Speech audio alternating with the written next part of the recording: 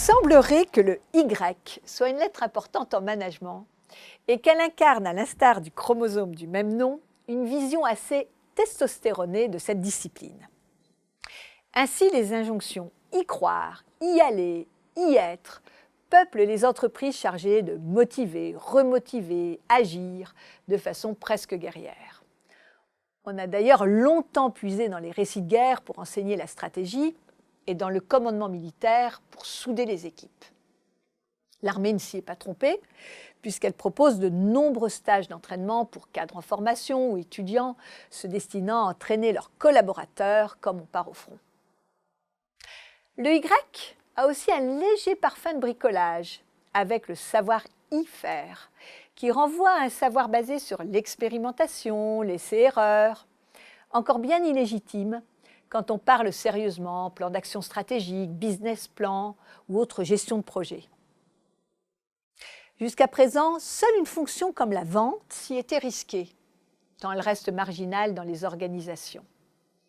Les commerciaux, acteurs vitaux de l'entreprise, mais regardés avec méfiance car considérés comme compliqués à gérer, peuvent se permettre d'avoir accès à la ruse et à ses multiples trucs et astuces pour mieux convaincre le client et le persuader de contribuer au chiffre d'affaires.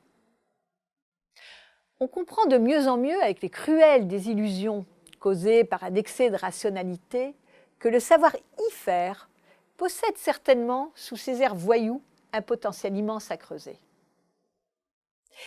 Et puis, il y a le Y du yaka, souvent accompagné du faucon, que nous retrouverons certainement à la lettre F. Le yaka qui permet de rester au bord du grand bain, de se réfugier dans ce pays merveilleux de la théorie, où tout va toujours pour le mieux, d'éviter de mettre les pieds dans la boue de la mise en œuvre ou le cambouis des dysfonctionnements. Yaka a aussi ce pouvoir de rester dans la sphère de ceux qui pensent, loin de ceux qui font. Il y a encore le domaine des enjeux, avec le « il y va de », car en management, on goûte la prise de risque.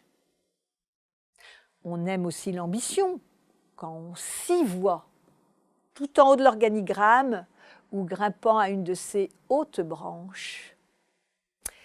Le plus déprimant est certainement le « ils s'y fait » ou « ils s'y feront », qui renvoie tous ces collaborateurs qui acceptent tête baissée des conditions de travail inadéquates, un changement déstabilisant, un ordre humiliant, sans broncher.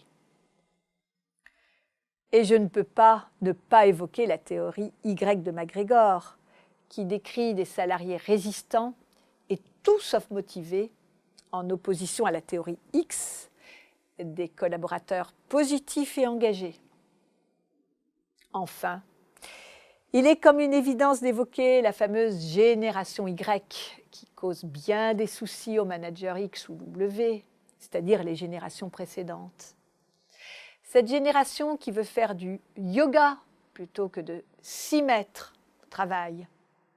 Cette génération trop stigmatisée dans les entreprises et qui n'est pourtant que la représentante de nouvelles attentes vis-à-vis de la vie professionnelle.